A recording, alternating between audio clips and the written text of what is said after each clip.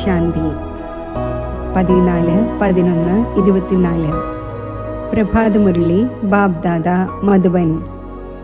ബാബ പറയുന്നു, മധുരമായ കുട്ടികളെ, ഈ കണ്ണുകളിലൂടെ എന്തെല്ലാം കാണപ്പെടുന്നു, ഇതിനെ കണ്ടും കാണാതിരിക്കൂ. ഇതിനോടുള്ള മമത്വം മാറ്റൂ, കാരണം ഇതിന് തീ പിടിക്കേണ്ടതുണ്ട്. ചോദ്യം: ലോകം അറിയാത്ത ഈശ്വരീയ ഗവൺമെന്റിന്റെ ഗുപ്ത കർത്തവ്യം ഏതാണ്? ഉത്തരം: ഈശ്വരീയ ഗവൺമെന്റ് ആത്മാക്കളെ പാവനമാക്കി ദേവതയാക്കുന്നു. ഇത് വളരെ ഗുപ്തമായ കർത്തവ്യമാണ്. അത് മനുഷ്യർക്ക് മനസ്സിലാക്കാൻ സാധിക്കുന്നില്ല. എപ്പോഴാണോ മനുഷ്യൻ ദേവതയാകുന്നത്, അപ്പോൾ നരകവാസിയിൽ നിന്നും സ്വർഗവാസിയാകാൻ സാധിക്കും. മനുഷ്യരുടെ മുഴുവൻ ക്യാരക്ടറും വികാരങ്ങൾ കേടാക്കി ഇപ്പോൾ നിങ്ങൾ എല്ലാവരെയും ശ്രേഷ്ഠ ക്യാരക്ടർ ഉള്ളവരാക്കുന്നതിൻ്റെ സേവനം ചെയ്യുന്നു. ഇതുതന്നെയാണ് നിങ്ങളുടെ മുഖ്യ കർത്തവ്യം. ഓം ശാന്തി. ഓം ശാന്തി എന്ന് പറയുമ്പോൾ തൻ്റെ സ്വധർമ്മവും തൻ്റെ വീടും ഓർമ്മ വരുന്നു. പിന്നെ വീട്ടിൽ തന്നെ ഇരിക്കുകയല്ല വേണ്ടത്, ബാബയുടെ കുട്ടിയായിരിക്കുകയാണ്. അപ്പോൾ തീർച്ചയായും സ്വർഗത്തിൻ്റെ സമ്പത്തും ഓർമ്മ വരും. ഓം ശാന്തി എന്ന് പറയുമ്പോഴും മുഴുവൻ ജ്ഞാനവും ബുദ്ധിയിൽ വരുന്നു. ഞാൻ ആത്മാവ് ശാന്തസ്വരൂപമാണ്. ശാന്തിയുടെ സാഗരമായ ബാബയുടെ സന്താനമാണ്. സ്വർഗം സ്ഥാപിക്കുന്ന ബാബ ആരാണോ, അതേ ബാബ നമ്മളെ പവിത്രവും ശാന്തസ്വരൂപവുമാക്കുന്നു. മുഖ്യ കാര്യം തന്നെ പവിത്രതയുടേതാണ്. പവിത്ര ലോകവും അപവിത്ര ലോകവും. പവിത്ര ലോകത്തിൽ ഒരു വികാരം പോലും ഇല്ല. അപവിത്ര ലോകത്തിൽ 5 വികാരങ്ങളുണ്ട്. അതിനാൽ വികാരി ലോകം എന്ന് പറയുന്നു. അത് നിർവികാരി ലോകമാണ്. നിർവികാരി ലോകത്തിൽ നിന്നും പടികൾ ഇറങ്ങി പിന്നെ താഴെ വികാരി ലോകത്തിൽ വരുന്നു. അത് പാവന ലോകമാണ്. ഇത് പതീത ലോകമാണ്. രാമരാജ്യവും രാവണരാജ്യവും ഉണ്ടല്ലോ. കൃത്യസമയത്ത് പകലും രാത്രിയും എന്ന് പാടപ്പെടുന്നു. ബ്രഹ്മാവിൻ്റെ പകലും ബ്രഹ്മാവിൻ്റെ രാത്രിയും. പകൽ സുഖമാണ്, രാത്രി ദുഃഖമാണ്. രാത്രി അലഞ്ഞു തിരിയുന്നതിൻ്റെതാണ്. പൊതുവെ രാത്രിയിൽ ആരും അലഞ്ഞു തിരിയാറില്ല. എന്നാൽ ഭക്തിയെ അലഞ്ഞു തിരിയൽ എന്ന് പറയുന്നു. കുട്ടികളായി നിങ്ങൾ ഇവിടെ സദ്ഗതി നേടുവാൻ വന്നിരിക്കുന്നു. നിങ്ങളുടെ ആത്മാവിൽ 5 വികാരങ്ങൾ കാരണം പാപമുണ്ടായിരുന്നു. അതിൽ മുഖ്യമായതാണ് കാമവികാരം. അതിലൂടെ തന്നെയാണ് മനുഷ്യൻ പാപാത്മാവാകുന്നത്. നമ്മൾ പതീതമാണ് എന്നത് ഓരോരുത്തരും അറിയുന്നുണ്ട്. ഭ്രഷ്ടാചാരത്തിലൂടെയാണ് ജനിച്ചത്. ഒരു കാമവികാരം കാരണം മുഴുവൻ ക്വാളിഫിക്കേഷനും കേടായി പോകുന്നു. അതിനാൽ ബാബ പറയുന്നു, ഈ കാമവികാരത്തെ ജയിക്കൂ. അപ്പോൾ ജഗജ്ജീത്തും പുതിയ ലോകത്തിൻ്റെ അധികാരിയുമാകും. അപ്പോൾ ഉള്ളിൽ ഇത്രയും സന്തോഷം ഉണ്ടായിരിക്കേണ്ടതാണ്. മനുഷ്യർ പതീതമാകുന്നു. അപ്പോൾ ഒന്നും മനസ്സിലാകുന്നില്ല. ഈ കാമത്തിന്മേൽ തന്നെയാണ് എത്ര കോലാഹലങ്ങൾ ഉണ്ടാകുന്നത്, എത്ര അശാന്തിയും നിലവിളിയും ഉണ്ടാകുന്നു. ഈ സമയത്ത് ലോകത്തിൽ നിലവിളി ഉള്ളത് എന്തുകൊണ്ടാണ്? കാരണം എല്ലാവരും പാപാത്മാക്കളാണ്. വികാരങ്ങൾ കാരണം തന്നെയാണ് അസുരൻ എന്ന് പറയുന്നത്. ഇപ്പോൾ ബാബയിലൂടെ മനസ്സിലാക്കുന്നുണ്ട്, നമ്മൾ തീർത്തും കവടി തുല്യവും വർത്ത് നോട്ട് പെന്നിയും ആയിരുന്നു. ഉപയോഗമില്ലാത്ത വസ്തുവിനെ തീയിൽ കത്തിക്കുന്നു. ഇപ്പോൾ കുട്ടികളായി നിങ്ങൾ മനസ്സിലാക്കുന്നുണ്ട്, ലോകത്തിൽ ഉപയോഗമുള്ള ഒരു വസ്തുവുമില്ല. എല്ലാ മനുഷ്യർക്കും തീ പിടിക്കേണ്ടതുണ്ട്. എന്തെല്ലാം ഈ കണ്ണുകൾ കൊണ്ട് കാണുന്നുവോ എല്ലാത്തിനും തീ പിടിക്കും. ആത്മാവിന് തീ പിടിക്കുന്നില്ല. ആത്മാവ് ഇൻഷ്വർ ആയിരിക്കുന്നത് പോലെയാണ്. ആത്മാവിനെ എപ്പോഴെങ്കിലും ഇൻഷ്വർ ചെയ്യിക്കാറുണ്ടോ? ഇൻഷ്വർ ചെയ്യിക്കുന്നത് ശരീരത്തെയാണ്. ഇത് കളിയാണ് എന്ന് കുട്ടികൾക്ക് മനസ്സിലാക്കിച്ചു തന്നിട്ടുണ്ട്. ആത്മാവ് മുകളിൽ 5 തത്വങ്ങൾക്കും ഉപരിയിരിക്കുന്നു. 5 തത്വങ്ങൾ കൊണ്ട് തന്നെയാണ് മുഴുവൻ ലോകത്തിലെയും സാമഗ്രികൾ ഉണ്ടാകുന്നത്. ആത്മാവ് ഉണ്ടാകുന്നില്ല, ആത്മാവ് സദാ ഉള്ളതാണ്. കേവലം പുണ്യ ആത്മാവും പാപാത്മാവും ആകുന്നു. 5 വികാരങ്ങളിലൂടെ ആത്മാവ് എത്ര മലിനമാകുന്നു. ഇപ്പോൾ ബാബ പാപങ്ങളിൽ നിന്നും മുക്തമാക്കുവാൻ വന്നിരിക്കുന്നു. വികാരത്തിലൂടെ മുഴുവൻ ക്യാരക്ടേഴ്സും കേടായി പോകുന്നു. ക്യാരക്ടേഴ്സ് എന്ന് എന്തിനെയാണ് പറയുന്നത്? ഇതും ആർക്കും അറിയില്ല.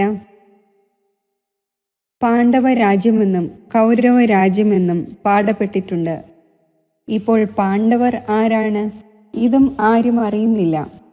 ഇപ്പോൾ നിങ്ങൾ മനസ്സിലാക്കുന്നുണ്ട്, നമ്മൾ ഈശ്വരീയ ഗവൺമെന്റിലേതാണ്. ബാബ രാമരാജ്യം സ്ഥാപിക്കുവാൻ വന്നിരിക്കുന്നു. ഈ സമയത്ത് ഈശ്വരീയ ഗവൺമെന്റ് എന്താണ് ചെയ്യുന്നത്? ആത്മാക്കളെ പാവനമാക്കി ദേവതയാക്കുന്നു.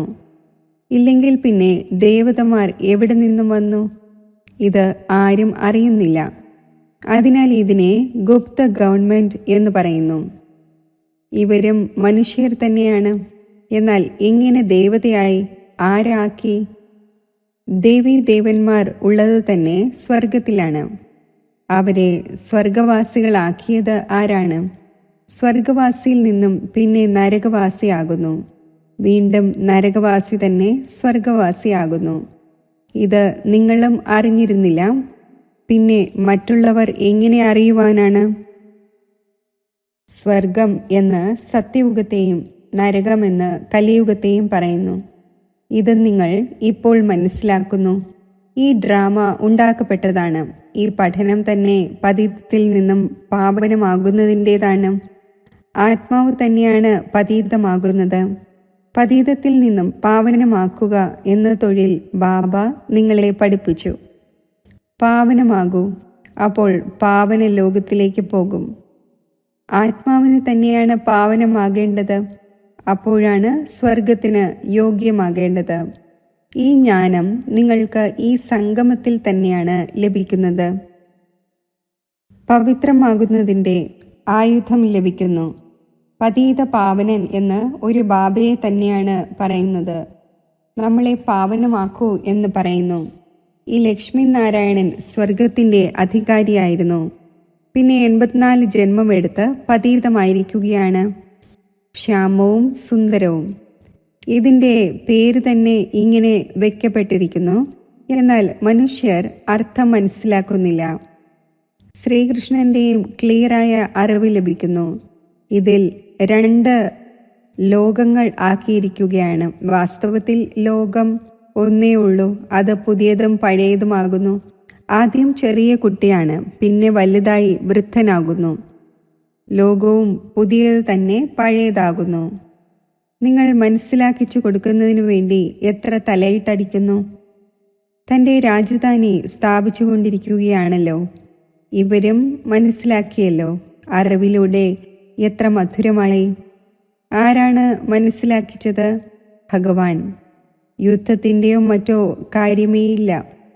ഭഗവാൻ എത്ര അറിവുള്ളവനും നോളജ്ഫുള്ളും ആക്കുന്നു. ശിവക്ഷേത്രത്തിൽ പോയി നമിക്കുന്നു. എന്നാൽ അതെന്താണ്? ആരാണ്? ഇത് ആരും അറിയുന്നില്ല. ശിവകാശി വിശ്വനാഥ ഗംഗ എന്ന് കേവലം പറഞ്ഞുകൊണ്ടിരിക്കുന്നു. അർത്ഥം അല്പം പോലും മനസ്സിലാക്കുന്നില്ല. മനസ്സിലാക്കിക്കുകയാണെങ്കിൽ അവർ പറയും, നിങ്ങൾ നമ്മളെ എന്ത് മനസ്സിലാക്കിക്കുവാനാണ്? നമ്മൾ വേദശാസ്ത്രങ്ങളും മറ്റുമെല്ലാം പഠിച്ചിട്ടുണ്ട്. കുട്ടികളായ നിങ്ങളിലും നമ്പർ വൈസ് ആയിട്ടാണ് ഇത് ധാരണ ചെയ്യുന്നത്.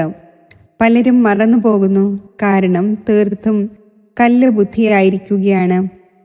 ഇപ്പോൾ ആരാണോ പവിഴ ബുദ്ധിയായിരിക്കുന്നത്, അവരുടെ ജോലിയാണ് മറ്റുള്ളവരെയും പവിഴ ബുദ്ധിയാക്കുക എന്നത്. കല്ല് ബുദ്ധിയുടെ ആക്ടിവിറ്റി തന്നെ ഇങ്ങനെയാണ് നടക്കുന്നത്. കാരണം ഹംസവും കൊക്കുമായല്ലോ. ഹംസം ഒരിക്കലും ആർക്കും ദുഃഖം നൽകുന്നില്ല.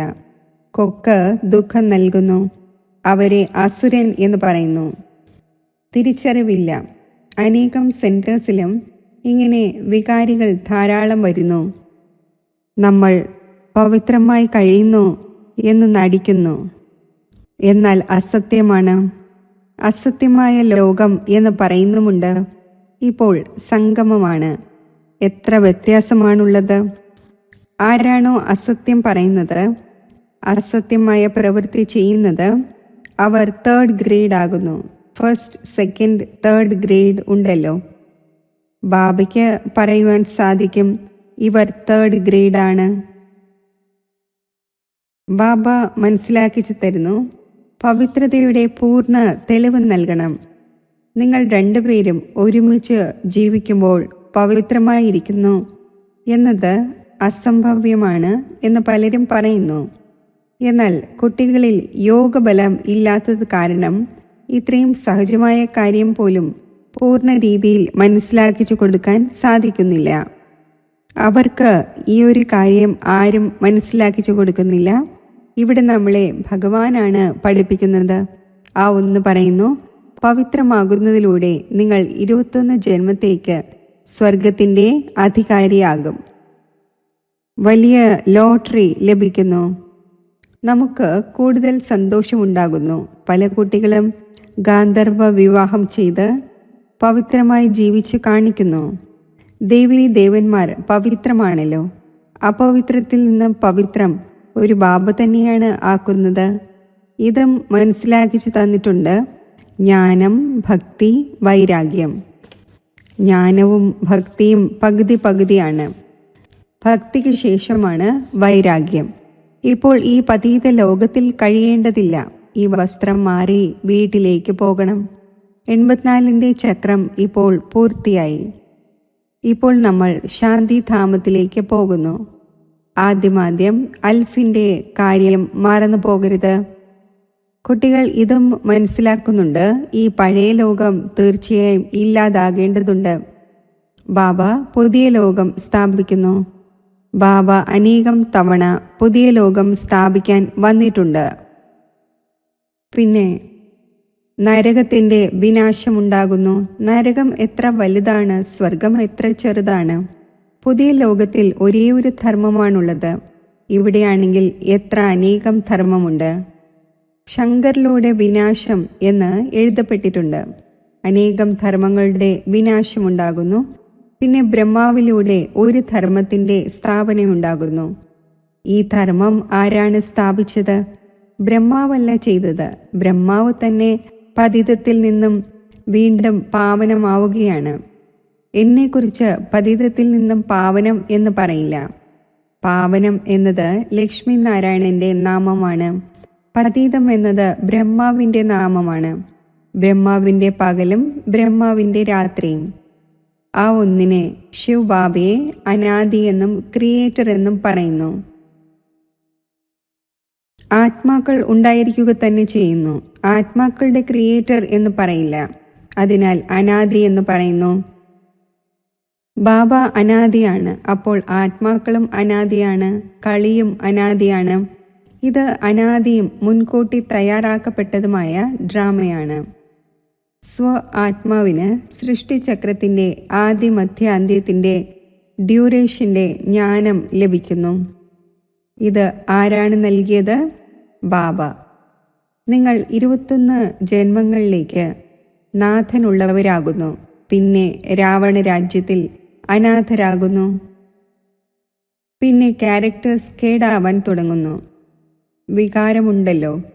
മനുഷ്യർ വിചാരിക്കുന്നു നരകവും സ്വർഗവുമെല്ലാം ഒരുമിച്ച് നടക്കുന്നു എന്ന്. ഇപ്പോൾ കുട്ടികളായ നിങ്ങൾക്ക് എത്ര ക്ലിയറായി മനസ്സിലാക്കിച്ചു തരുന്നു. ഇപ്പോൾ നിങ്ങൾ ഗുപ്തമാണ്. ശാസ്ത്രങ്ങളിൽ എന്തെല്ലാം എഴുതിയിരിക്കുന്നു. നൂൽ എത്ര കുരുങ്ങിയിരിക്കുകയാണ്. ബാബയെ തന്നെ വിളിക്കുന്നു. നമ്മൾ ഒരു ഉപയോഗവും ഇല്ലാത്തതായിരിക്കുകയാണ്. വന്ന് പാവനമാക്കി നമ്മുടെ ക്യാരക്ടേഴ്സ് നന്നാക്കൂ. നിങ്ങളുടെ ക്യാരക്ടേഴ്സ് എത്ര നന്നാകുന്നു. ചിലരാണെങ്കിൽ നന്നാകുന്നതിന് പകരം കൂടുതൽ കേടാകുന്നു. പെരുമാറ്റത്തിലൂടെ തന്നെ അറിയാൻ കഴിയുന്നു. ഇന്ന് ഹംസം എന്ന് വിളിക്കപ്പെടുന്നു, നാളെ കൊക്കായി മാറുന്നു. സമയം എടുക്കുന്നില്ല. മായയും വളരെ ഗുപ്തമാണ്. ഇവിടെ ഒന്നും കാണാൻ കഴിയുന്നില്ല. പുറത്തിറങ്ങുമ്പോൾ കാണപ്പെടുന്നു. പിന്നെ ആശ്ചര്യപൂർവം കേൾക്കുന്നവരും ഓടിപ്പോകുന്നവരുമാകുന്നു. ഇത്രയും ശക്തമായി വീഴുന്നു. എല്ലുകൾ തന്നെ പൊട്ടിപ്പോകുന്നു. ഇന്ദ്രപ്രസ്ഥത്തിൻ്റെ കാര്യമാണ്. അറിയാൻ കഴിയുന്നു.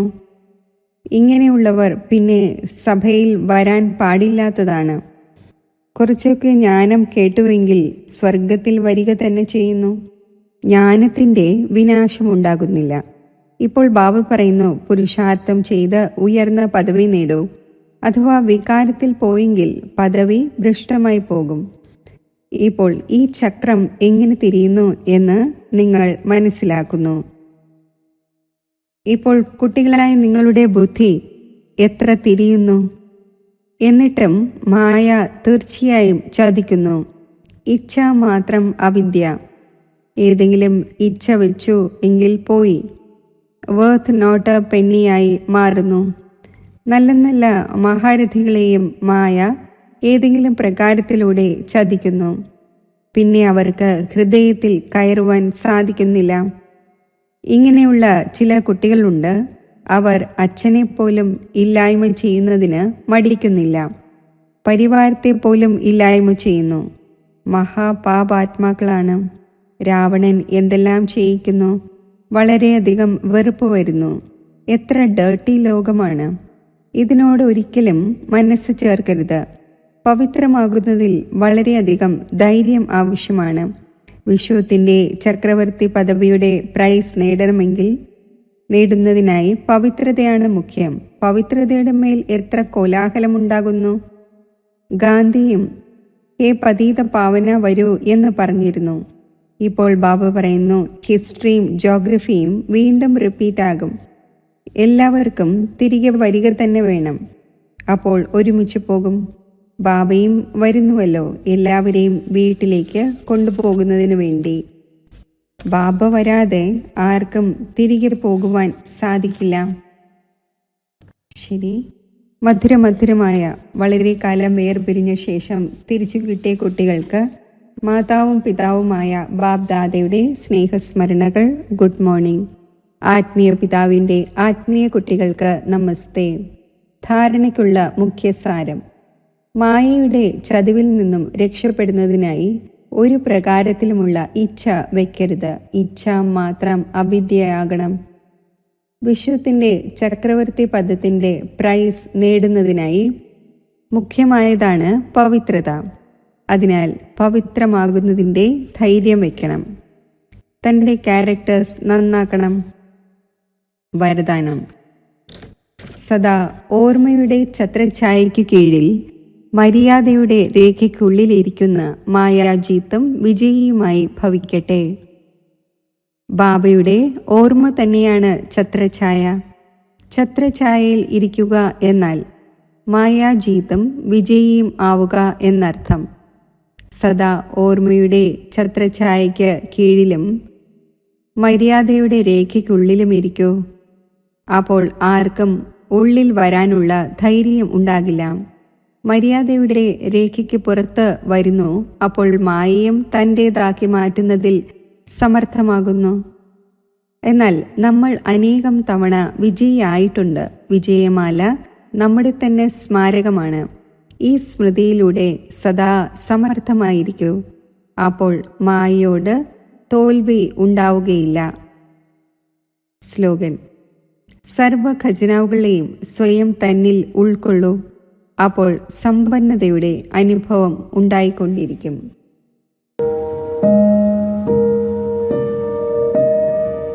വിശ്വമംഗളകാരിയായ ബാബയിൽ നിന്നും പ്രാപ്തമാക്കിയ ഈശ്വരീയ ഖജനാവുകൾ ഞാൻ ഈ വിശാല സേവനത്തിനായി വിനിയോഗിക്കുകയാണ്. ഞാൻ എൻ്റെ സങ്കല്പശക്തി കൊണ്ട് ഈ വിശ്വത്തിൻ്റെ പരിധിയില്ലാത്ത സേവനം ചെയ്യുവാനായി എൻ്റെ ആത്മസ്വരൂപത്തെ സജ്ജമാക്കുകയാണ്. എൻ്റെ സങ്കല്പശക്തിയെയും സമയത്തിൻ്റെ ശക്തിയെയും വ്യർത്ഥമാക്കാതെ സമ്പൂർണ്ണ സമർത്ഥമാക്കി ഈ വിശാല സേവനത്തിന് നിമിത്തമാകുന്ന സഹയോഗി ആത്മാവാണ് ഞാൻ. എൻ്റെ സൈലൻസിൻ്റെ ശക്തിയിലൂടെ ശുഭഭാവനയിലൂടെയും മംഗളഭാവനയിലൂടെ മുഴുവൻ വിശ്വത്തിലും ആത്മീയതയുടെ അലകൾ ഇപ്പോൾ വ്യാപിക്കുകയാണ്.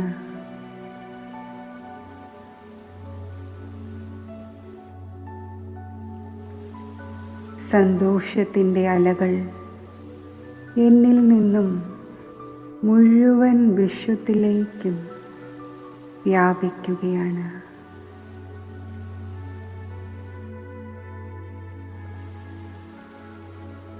ഈ വിശ്വത്തിലെ ഭയഭീതരായ ആത്മാക്കളെ, പ്രതീക്ഷയറ്റ ആത്മാക്കളെ, ശ്രേഷ്ഠ ഭാവിയുടെ പുതിയ പ്രതീക്ഷകൾ ഉണർന്നു വരട്ടെ.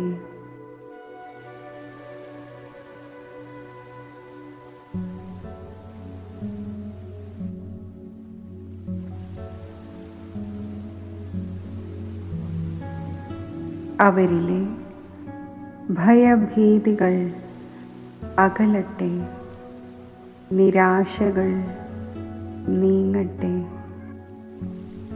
സന്തോഷത്തിൻ്റെ അലകൾ അവരിൽ ഉൽപ്പന്നമാകട്ടെ.